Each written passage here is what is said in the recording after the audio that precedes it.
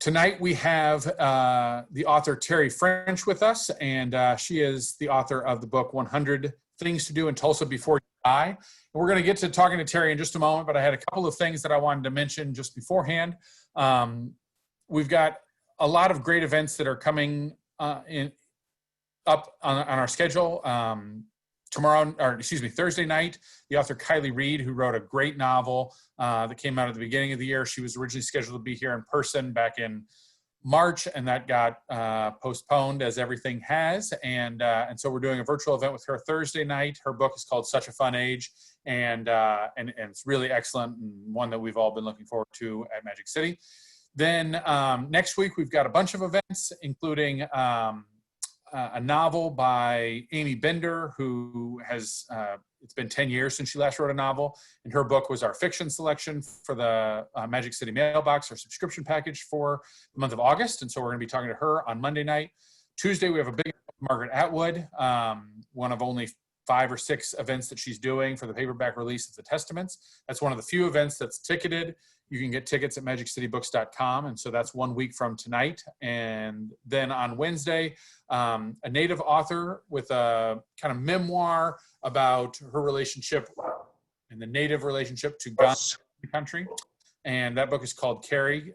Tony Jensen is at the University of Arkansas. And then on Thursday, so it's a big full week next week, 4 events in 4 days. Thursday, we've got Rachel Louise Snyder and talking about domestic violence. And so a lot of stuff coming up next week, and a lot of more coming later down the road. magiccitybooks.com for all of that information. Tonight we are, like I said, we are talking to Teri French, the author of 100 Things to Do in Tulsa Before You Die. And as I mentioned, we did have events scheduled originally for in-person events and have had to move those to be virtual. And this is another one of those. Teri and I worked together on doing an in-person event. We were originally scheduled for, I think, the beginning of June. And it was going to be great timing because the whole summer was going to be wide open for us. And this was going to be, a book that you could take and really explore your summer in Tulsa and use it as a guidebook.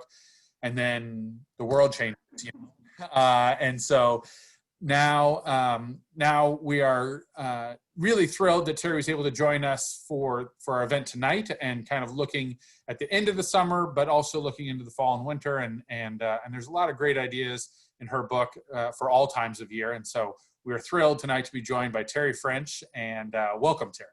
Thank you.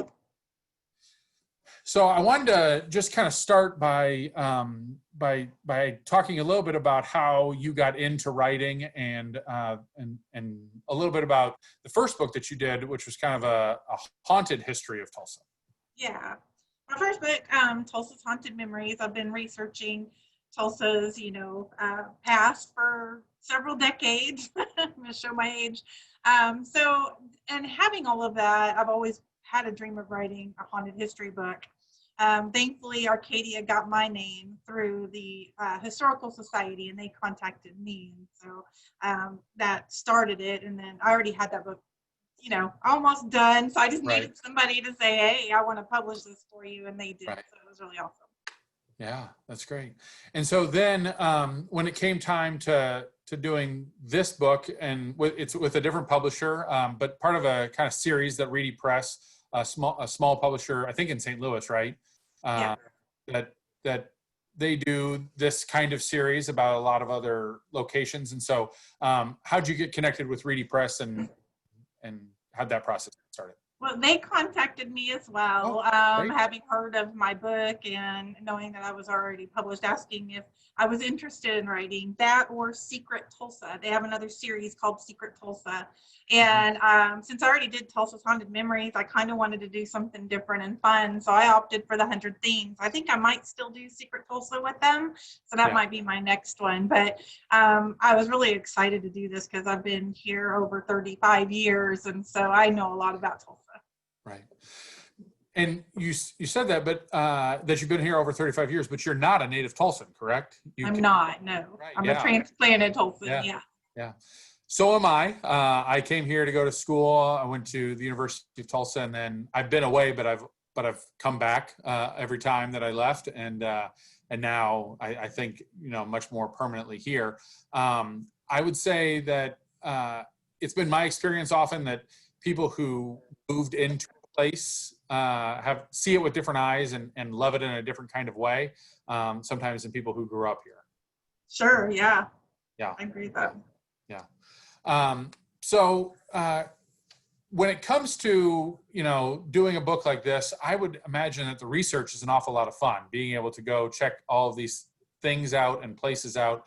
You know, were there any, when you kind of had this assignment for the book, did that kind of change your weekly routine or nightly routine? Did you feel like you needed to check out more restaurants or do things that you wouldn't have normally done? No, I had a pretty good idea of the places I wanted to put in there. And honestly, I probably could have wrote about 100 more. If I wanted to go with the little mom and pop shops and the little, you know, out of the way eateries and things like that, which I tried to include several of those in there, but I think I probably could have come up with even more than 100. I had a lot of fun researching it though, and there was some things there when I was doing some research that I had not heard about and went and saw for myself and decided whether or not to put them in the book. That's great. That's great. You know, one of the things that takes up a big chunk of the book, and if you've ever kind of picked up a book like this from another city, is local food. That's kind of one of the big features and one of the big things that you feature in the book. And so in choosing those kinds of things, are there some things that you've found to be kind of iconically Tulsa, a way that we do something here that's a little different than how they do it other places? For sure.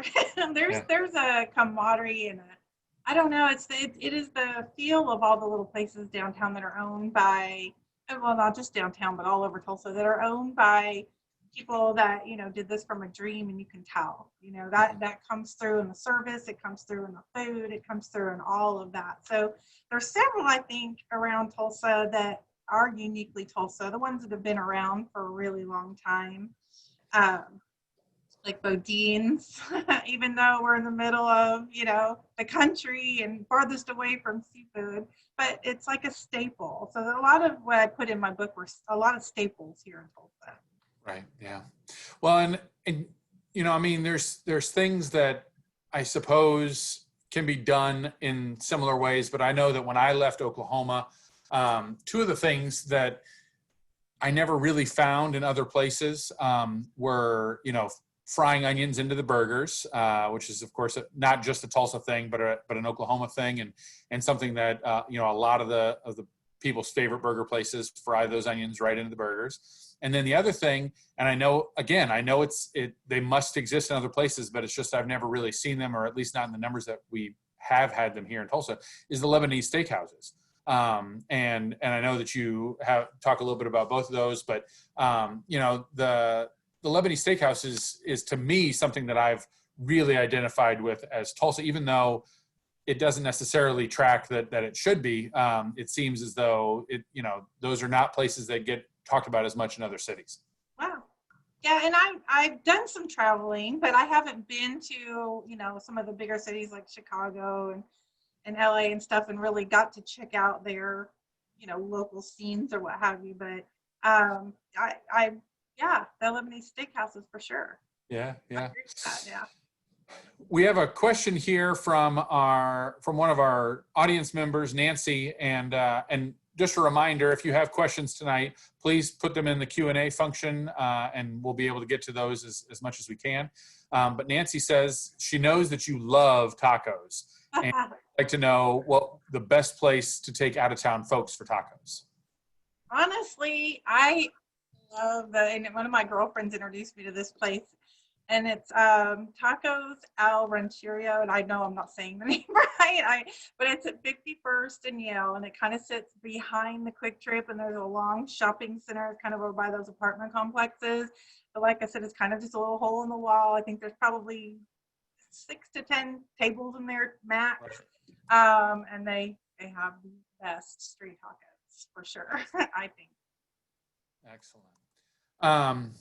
You know, and that's another thing kind of, as you're the author of this book, being able to make your own choices for what it is, have you had people, or for your favorites, and so wanting to include those, have you had anybody talk to you about how they couldn't believe that you hadn't selected their favorite place, their favorite taco place or pizza place or burger joint or whatever it is? Not yet. I haven't heard that yet, but I assume I probably will. I did have, some constructive criticism. It says, well, they're your favorite places, maybe not everybody's favorite places. I said, maybe not. But like I said, there's so many Tulsa staples in there that they wouldn't have been around for so long if they weren't everybody's favorite. So That's right. That's right. Well, and, I think that it's one of those things. I mean, I'm one of those people who likes to know the hidden gem places as well. And, we've got, it's kind of one of those double-edged sword things of, if everyone knows about the place, then it kind of right. a little bit of its charm, or its charm moves into a different direction. And so, one of my favorite places in town never makes any list, never makes the, best of Tulsa list or anything like that, but that doesn't, it doesn't make any impact on me. I still go there as often as I can. So, right. And if they stay open, then it's good for me. So I'm sure. happy. Yeah. And so I want to talk a little bit about some of the festivals that we have in and around Tulsa that you included in the book. This summer spring and summer was very different because a lot of have had to change or have been canceled or postponed or something like that. But, that's another thing that it seems as though certainly by May and then kind of through the summer, there is a festival almost every weekend or multiple festivals every weekend. And so what have been some of your favorites and ones that you knew that you were going to always include in the book? I knew immediately I would include Mayfest is definitely a favorite. Oktoberfest is definitely a favorite.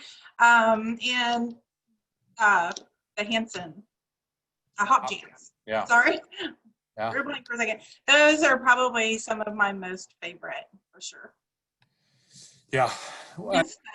Summer, I was so bummed. Yeah. I generally always go, and I love everything about those festivals. So. Yeah. Well, and, it's hard for a lot of folks, they think, well, okay, you have a Oktoberfest. Well, so do we. And Oktoberfest, what are they really doing in Tulsa that's that much different? And then, if you ever take somebody there that's never been able to before, when my brother and I were younger, we used to have friends and they visited us every year in October because they wanted to go have that party and just be a lot of fun. And then as we've gotten older, your times at the festival change, but there's a lot of stuff there that you can explore with your family earlier in the day. Yes. Yeah. There's a festival back home in Pennsylvania where I grew up, an Italian festival, and they do it every August. And again, it's kind of the same thing. I like to go back there for family reunions. Because I come from a big Italian family, and we like to incorporate that Italian festival in our reunion. So. Right. That's wonderful. That's wonderful. We have a question here from Leslie. Leslie's one of the booksellers at the store, and she asks, what are your top suggestions for kids? Top suggestion for kids would definitely be like Center of the Universe, The Gathering Place. I put a bunch of parks in there, the zoo, those types of things. I didn't end up putting it in the book because I didn't know if it was legal or not. But one of the things that I did when I was a teenager was I'd go to the end of the runway at Tulsa International Airport and watch the plane come in right over you. And it was it was kind of a fun thing. And I know kids really dig that too, but be careful, watch for signs and all that good stuff to make sure you're not trespassing. But stuff like that, the zoo, the nature parks, all that is really good for kids. There's a lot of good kid stuff in there. Excellent. Well, yeah, as long as you're staying outside of the fence at the airport, you're in good shape, Yeah, it should be. That works. Yeah. That's a place that I have found, kind of worthwhile to take a trip around the backside of the Tulsa International Airport. It is. It really is. That you can find back there, and just staying on streets and that sort of thing. I mean, not going in anywhere that you're not supposed to go or anything like that, but There's just, it's a much bigger facility than I think you're expecting it to be, because most people just go there to pick somebody up or to take a flight out. Kind of go around to that backside, and there's restaurants out there that serve those folks, and the people who are working at the airport, and just some interesting stuff out there. Yeah. I want to make sure that everyone knows that copies of Teri's book, 100 Things to Do in Tulsa Before You Die, are available at Magic City Books. We've got links in the chat tonight.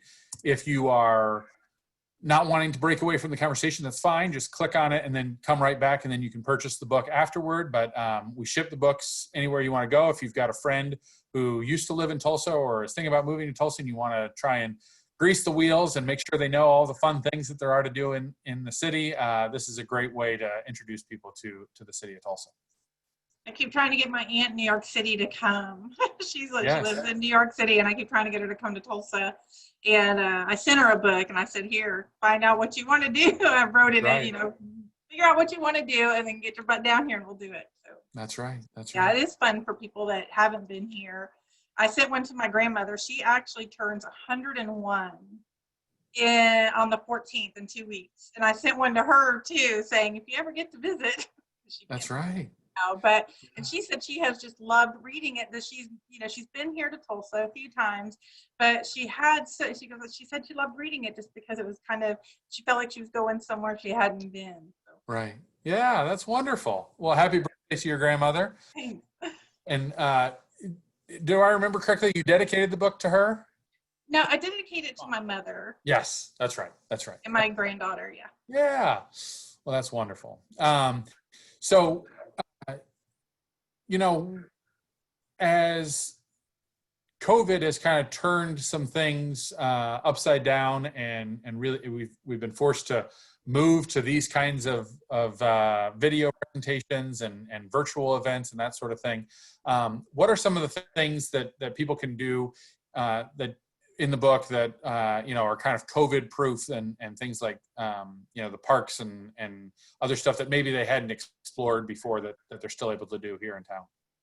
Yeah, I think some of definitely the parks, like the Center of the Universe, the outdoor things that you can do safely with COVID. The gathering place, it's got such open space, and there's so much to do there that makes for a good one as well. In the parks, and even going around and trying some of the food, because a lot of places are doing curbside or what have you, or have tables set up outside or whatever the case may be. You can still stay socially distant and be safe. Right. One of the things that I think Tulsa, just like a lot of cities, but I mean, we are a city that has a lot of unique offerings, and kind of depending on the interest of those visitors, your family on the East Coast, whether it is music and the Woody Guthrie Center and the soon-to-be Bob Dylan Center, or it is or actual music venues that are historic, like Kane's Ballroom and the Tulsa Theater, and some of the things that have happened in those places, or history, and certainly a lot of things in that regard. And you've worked a lot with the Historical Society and know kind of some of the stuff about Tulsa's history, but also from an architecture standpoint, we have a rather amazing city, and I know that one of the things mentioned in the book is the Art Deco and the tunnel tours, but also that's something that people can do. They can come downtown and just be able to walk it, even without a tour guide, and be able to see buildings in downtown Tulsa. And so, are there any of those that really stand out to you as being buildings that people for sure would like to see, or know a little historical fact about those that you'd like to share? And I've been, I do tours, and I've been doing them 17 years, and I've taken people into some of these buildings, and they're like, I've lived here all my life and didn't know.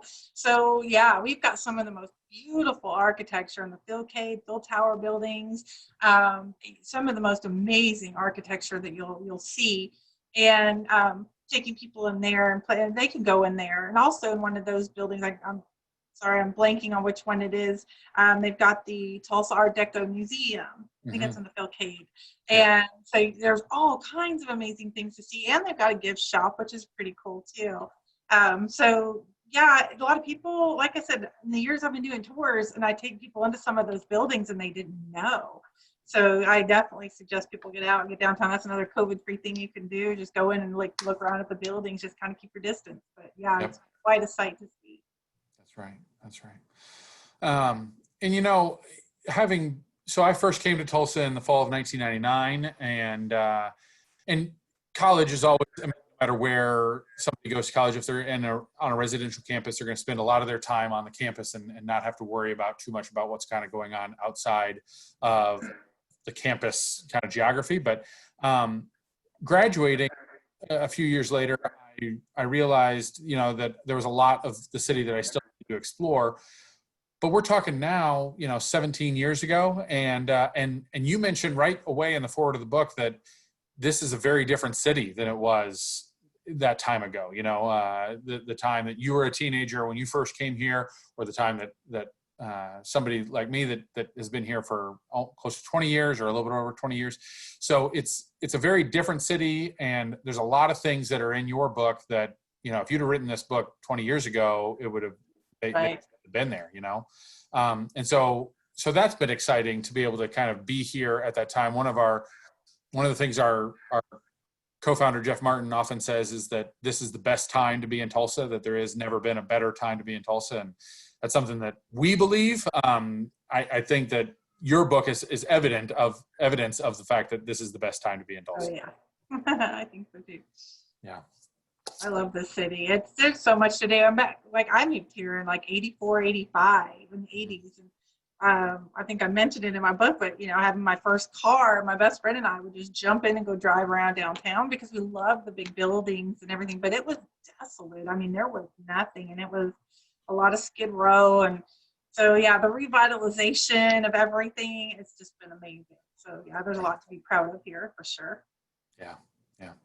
So one of the things that is always tricky with a book like this is, you know, including places and then not really being able to know whether or not they're going to be open anymore, or something's going to happen, or the offerings are going to change or something like that.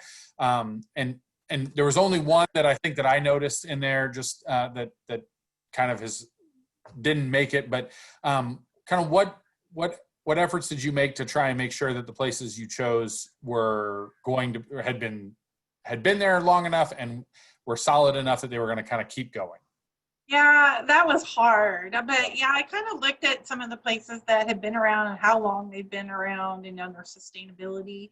And I also looked at places I personally visited, and I know places with good customer service and that treat you really good and have great food and, you know, a great atmosphere and just really cool are going to stick around. So I know there's a few that I put in the book that unfortunately didn't survive COVID or whatever. Right. So yeah. Well, and then of course, yes. I mean, what can you do about that? There's no way of knowing what was around the corner in that regard. Yeah, made me sad. Yeah. So, well, but it just gives you more fuel for a revised edition in a couple of years. Yeah. Volume 2, 100 more things to do in Tulsa, and you're still not dead. So get out there and go do them. All right. So having done so many, you know, Tulsa things, what's still on your bucket list of things to be doing in Tulsa? In the city, on my bucket list. Of course, I want to see, and that's not ready yet, but my bucket list has got to be the church studio. Yeah. I want to see inside there so bad, and just kind of, you know, take in that history and all of that. I'm so happy that they're redoing it and everything. So that's definitely on my bucket list for that. That's excellent. Yeah. I mean, at this point, it feels like just being able to go back and do the things that you used to do. Right. A great bucket list for anybody. I mean, just being able to go to a Drillers game again, or to a concert again, or any number of things. Those are the two things I missed a lot, are the Drillers and the concerts for sure. Yeah. And so, one of the things, I don't know, I'm sure that a lot of the people that are watching tonight have been walking their neighborhoods a little bit more.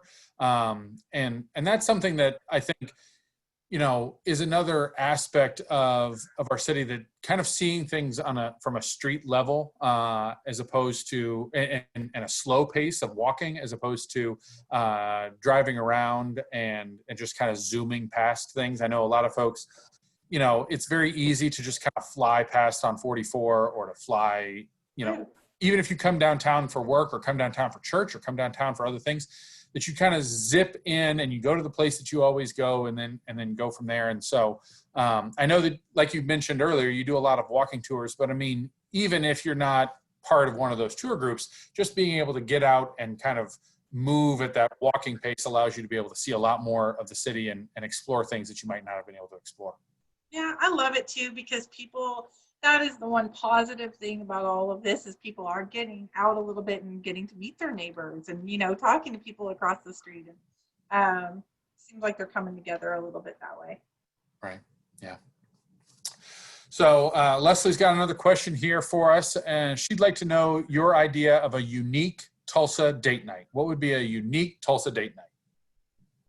Well, of course, I would have to say my tours. I've actually had two people that met, that was their first date, and they ended up getting married. Wow. Two different couples told me that.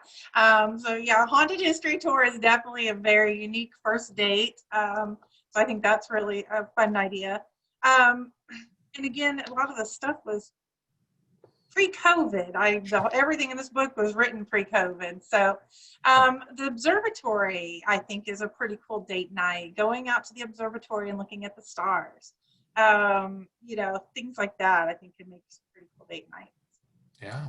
And on the back of the book, we actually divided into some little sections, and it does talk about date night and things you can do. And some of the things I listed cost, and some of the things I listed were totally free. So I did that because I was asking, I kind of crowdsourced a lot when I was writing this book, and was asking people, if they thought that this was appropriate for a date night or that, just crowdsourcing that information. And they also make sure you include, stuff that doesn't cost a lot. So right. I did include some free, some free things, as well as very unique, fun things to do. Yeah. Yeah. When, as I told you before we got started, my wife and I have a toddler. He's not yet 2 years old. And we realized that we just weren't really getting out very much. And so we had, about a year ago, we had started to do really low cost ideas, and just kind of putting them in a box and draw one out every month.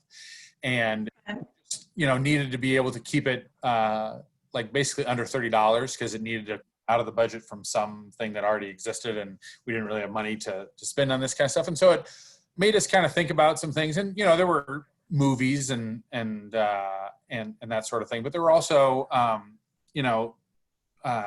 like swing dancing, which we did back in the winter before COVID. That might've been our last one. Just kind of getting to take lessons and go do that. And, that's something that's happening all the time. I never knew about it until I met my wife, and her family had done it a little bit. And so that's kind of where the idea comes from. And her sister's really big into it. But, that was something that just has been happening all of the time that I've been here without knowing. And I think that Tulsa, because of our kind of urban ability to have, with thousands and thousands of people, that there is a little bit of everything happening here, and you can go explore just about anything. Sure. Another thing I really love about the city is that it's got so much nostalgia and, old stuff, but it's also so revitalized and urban. So you kind of get the best of both worlds. That's right. That's right. Sure. Yeah. And so, if you were, it used to be, and I'm sure you remember this publication as well, but, Tulsa, Urban Tulsa, that publication used to be just kind of a go-to resource for people about what was happening, bands that were going to be playing, and where they were going to be playing. If you didn't want to hear a band, you could kind of go check it out and see if the place that you wanted to go was having a band. The food specials, the plays, everything was happening. And after that went away, I know there's been some other things that have kind of come in, but that it seems as though now trying to find things online, there's no one go-to place. Do you have a tip for us about anything that can help you know what's happening and where it's happening in that aggregate sense, or is it just still you kind of have to follow everything? Still, you kind of got to just get online and look around. I know a friend of mine was trying to launch a magazine, Route 66 Arts and Entertainment, and I wrote for them a little bit, and I think they're trying to get that started again. And I know they put a lot of local stuff in there, which is really cool. I really miss Urban Tulsa Weekly. They actually did a lot with me. I did a lot with them. We worked with them a lot, so my tours and everything else. So I do miss that resource. That was super nice. And I know I was talking to a friend about it not very long ago, and he mentioned the same thing. And said there should be like an online Urban Tulsa Weekly, and I was like, I know, but I imagine that would be so difficult to keep up with. Yeah, well, and I mean, Tulsa People does a good job of some of it, and I think online they have kind of a little bit of a wider scope. But I mean, just there's an audience. It seems as though everything else, and maybe I was in the audience for Urban Tulsa, and you were in the audience for Urban Tulsa when it was around, and that's why we it so fondly. And other people, just the listings in the other places haven't been didn't appeal to us in the same way. But I do know that I don't think that there's ever been a better, since it's been gone, I don't think anything's ever replaced the local band listings. Local bands, yeah. Right? I mean, who was playing everywhere that week and what to expect. And now I don't know if you don't already know the band and follow them on Twitter. And that's a shame too, because something I mentioned in my book too is that Tulsa has been considered, right up there with Memphis and other very big, huge music places. And so our music scene is definitely one of the better ones you'll find in the country. And it's a shame. It really is, because you don't know where to hear all of that and find the best ones. But do you have a favorite concert experience or live music experience that you've had in Tulsa, or a place that you really think stands out as a great place to catch local music? Well, of course, the Canes and the Brady, or the Tulsa Municipal Theater, both of them are definitely gems when it comes to hearing music. I feel like both of those are way more intimate. I love the BOK Center. Yes, of course, it's an amazing arena. Won lots of awards. That's great. But I think it's a little bit more intimate when you get to the Canes in Tulsa. So I just feel like it's more intimate. So that's one of the reasons I like those two better. Yeah. What were some of the things that that were hard for you to leave out of the book? What were some of the places or events or things like that either you just didn't get a chance to fully take it in, and so you didn't want to recommend something that you didn't know, or it was just, you didn't have a way to be able to fit something in. You'd already had 100 and this was number 104 or whatever it was. Was there anything that came about that way that you would be able to get in, or you would have gotten in, but there's a limit? There's definitely a few. And the other thing too is Raitt Press said make sure it was very family friendly. So I couldn't, even though I did include some breweries and stuff, they didn't want a lot of that. So they didn't want a lot of, and we have a lot of amazing breweries and stuff like that, but they wanted to make sure it was very, family friendly. So they were very specific about not too many, and then they're very specific about like no dispensaries and things like that, which those are all new anyway. There was a few places that I either realized after it went to print that I forgot to put in there that I already knew about, and I was about ready to beat myself over that. And then there was some places that during edits, it's really funny because when I first turned the manuscript in, it was something like, would say it was something like 45,000 words. Mhm. And they sent it back and said, this is supposed to be 15,000 words. Because I went into depth about each one of those places. I went Right. into the history. I went into who owned it. I went into a lot of depth, and I loved that. And I had to take some of that history and some of that depth out to be in the right word count. And I didn't realize the format of the book before I started it, which I should have probably grabbed one and looked or asked them or had them send me one. But it was Right. really funny because they were like, Teri, there's way too much stuff in this, you know. Then I had to take a 42,000 manuscript and take it down to 15,000 words. That was really difficult, and I know I got a lot missed because of that.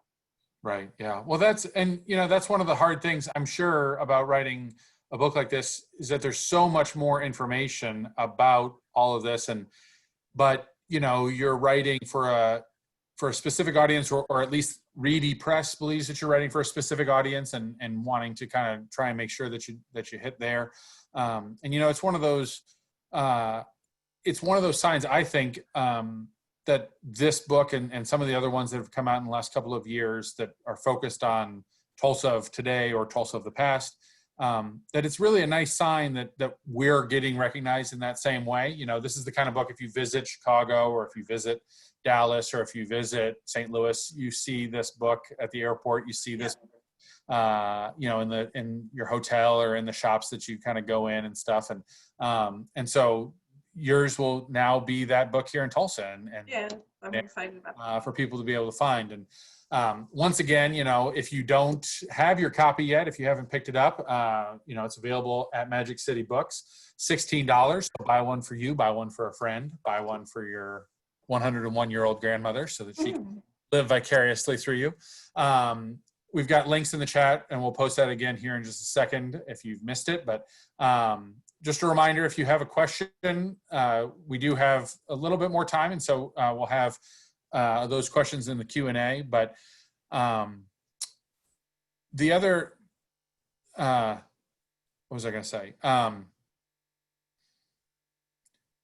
From the shopping standpoint, and having your book now be in stores and that sort of thing, and not just places that might sell books, but are there any Tulsa shops or kind of places that that you really think stand out, and other than Magic City Books, of course, we don't have. Absolutely. I was going to say Magic City Books for sure.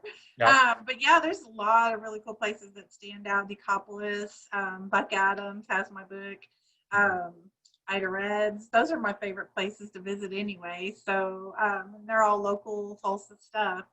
And it's really cool. I actually had somebody tell me they saw it in CBS the other day. I didn't even know. Wow. CBS. I know. I had no idea CBS. I said, the Hunger Things book? And she goes, yeah.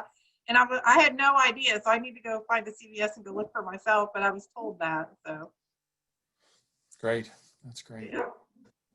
Well, and that's one of those, it's something that can appeal to just about anybody that might be in other places. And there are certainly, folks that never really wind up in a local store and never really wind up in a bookstore. And just, that's not something that not a place where they go, but they wind up at the drugstore. And so, finding a book we're in favor of you finding a book wherever you find your book. If that opens it up, and we've got a lot of them, but we're book folks. We want you to find a book anywhere you can find it. So, Rosalie wants to know if you have any plans to put all the extra information all the extra work that you did in print, or available for some way for those that would be more interested in in-depth information. That's a good idea. I hadn't thought about that. I have the manuscript still. It's really thick. Right. And so I went, as I went through, and I actually printed it out and went through and tried to figure out how I was going to edit most of it out. But that's a great idea. I hadn't thought about that, so maybe I should kind of look at that and maybe put something on. I was thinking about starting a page for my book and maybe putting stuff there. Right. Yeah. Yeah. Other authors did that. Yeah. I'm not trying to give you more work to do, but just a fact of the day or something like that came through, and just a little bit more in depth, or Heck, you could even start a podcast. Everyone else has. So you I want to. I'm just not that tech savvy. I want Right. to do it. Yeah, yeah. We have a question from Francis, and she wants to know, what is your favorite day trip outside of the city? My favorite day trip, honestly, if we're going out of Tulsa, is probably Davis, Oklahoma. Yeah? I love going down there. It's got waterfalls. It's got just beautiful scenery. So if I was in, that's probably one of my real favorite places Wow. to go. Yeah. My brother's father-in-law is from Davis originally, so I've never been there, but It's awesome. Yeah. yeah. And they have an old castle that's like off in a hidden in some hiking trails or whatever, and I've been there several times and I've never gone to see the castle. So a friend of mine and I were talking about it, and we're actually going to go see it, so I'm excited to go see the abandoned castle that they have there. Oh, that's excellent. Yeah, that's great. All right, well, like I said, we've got the link is in the chat. We're going to post it again real quick. If you don't have this book, we've got copies down at Magic City Books at the corner of Archer and Detroit in the Tulsa Arts District, and we're open 10 to 9 Monday through Saturday. Visit magiccitybooks.com for more information about our upcoming events, and you can also wind up in the virtual event store where we've got all of the books that we feature with our virtual events every Monday and Thursday, and most of the time on a Tuesday or a Wednesday too. Teri, thank you so much for spending some time with us tonight and sharing a little bit about the history behind your book and some of the stuff that was included. It was a real pleasure to talk to you. Thank you so much. That was really fun. Great. Thank you all very much. Have a great evening, and we'll see you again real soon. Thanks to those that came by. All right. Bye-bye, everybody.